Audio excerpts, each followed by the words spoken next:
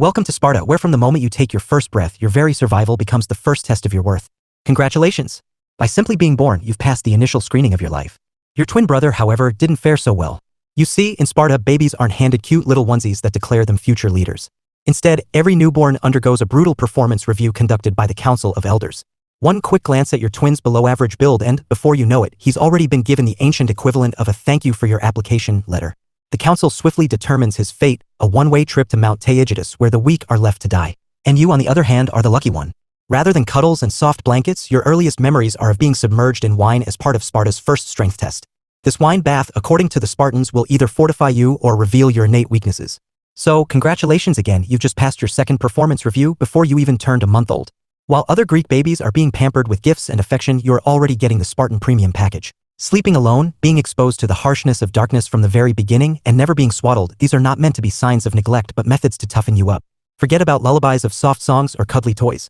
Instead, your crib likely holds miniature swords or shields, and the sound you fall asleep to is not the soothing hum of a lullaby but the steady cadence of soldiers marching. And by the time you're 7, those early years will feel like a mere warm-up, like an extended training montage before the real challenges begin. No toys, no alphabet lessons for you. Instead, you're getting something far more extreme: baby burpees, tiny military drills, and lessons that test your endurance and resolve. When you feel the weight of your burdens and consider complaining about how hard it is, your mother doesn't console you.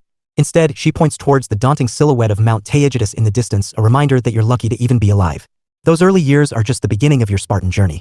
And from here on, things are only going to get more difficult. Spartan life isn't about pampering or protection, it's about survival, strength, and endurance. At age 7, your life takes a monumental turn. You don't receive birthday gifts or celebrations like other children. Instead, you're given an eviction notice from your own home. Welcome to the Agoge, the rigorous training program that will forge you into a Spartan warrior.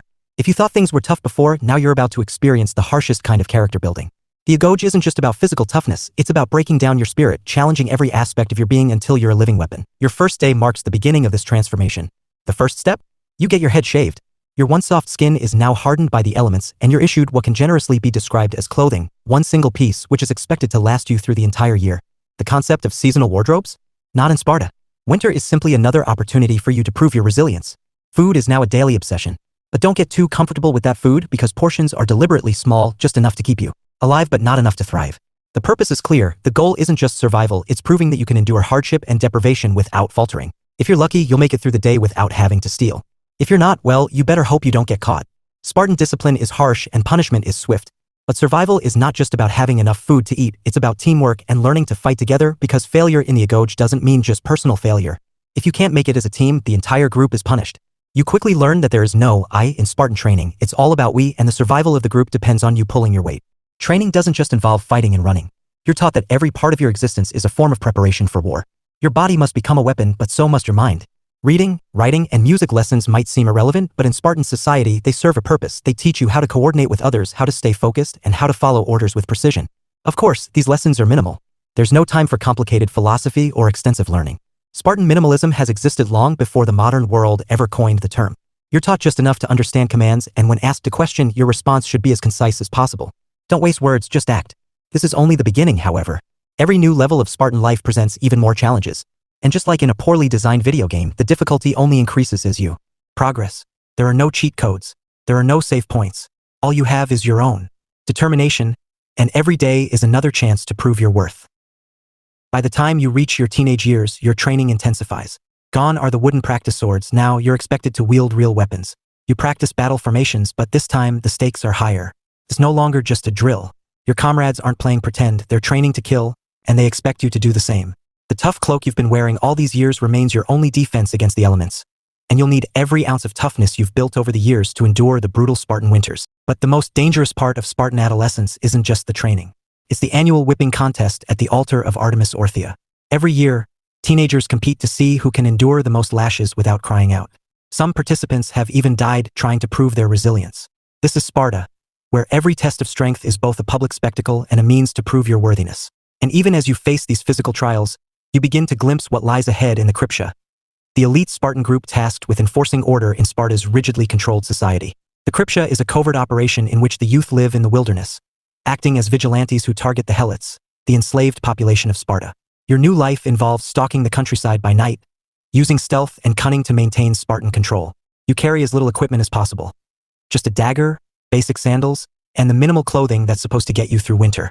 Living off the land, hiding by day and hunting by night, you come to understand why it's called bare minimum equipment.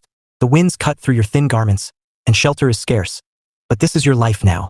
Meanwhile, you are also expected to marry, but not like other men. Marriage in Sparta is not about building a comfortable home. It's about continuing the Spartan legacy. But don't get too excited. Despite the marriage, you still can't live with your wife. You'll find yourself disappearing at night, half naked with a dagger, and, despite being newlywed, your life is hardly romantic. As a Kripsha member, life is even more about survival than it is about training. There are no luxuries, no soft beds, no hot meals, no shelter from the storms. Your only focus is to keep your body alive, endure the brutal winters, and master the art of stealth and endurance. The Spartan motto of toughness above all never rings truer than in this phase of your life. If you survive this, you're almost there, just a few more years before you finally get to live as a full Spartan citizen. When you reach 30, after surviving decades of grueling training, you officially earn full Spartan citizenship. But don't think this means an easy life. It's more like getting a promotion with even more responsibility. You can finally leave the barracks and live at home, but you're still expected to remain battle-ready at a moment's notice. The famous Spartan men's dining clubs, which you now belong to, are not friendly gatherings of friends. They're your performance reviews. If you don't contribute your share of food, you could lose your citizenship faster than you can say, "Check, please." Your new duties also include managing land and overseeing the helots, who work the fields for you. You don't work the land yourself. That would be beneath your dignity. But retirement? Forget it.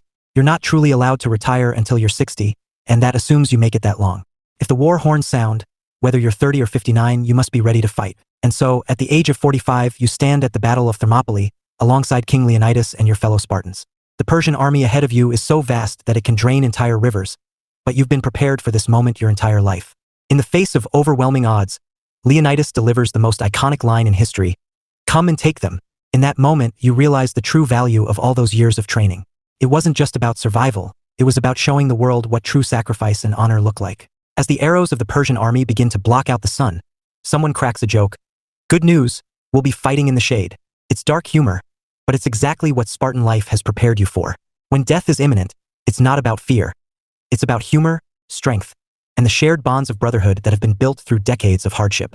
In your final moments, you realize something profound. This isn't just about fighting the Persians. It's about showing the world that there are causes worth dying for. And as your life ends at Thermopylae, you can rest knowing that your sacrifice will inspire generations to come. It will be remembered, immortalized in the stories of those who will never forget the Spartan way of life. It might have started with a wine bath and a performance evaluation, but your legacy will live on for centuries to come. And when they make movies about your life, they won't just show the 300 Spartans with their legendary abs. They'll show what it really meant to be Spartan. Someone willing to fight, sacrifice, and even die for a cause bigger than themselves.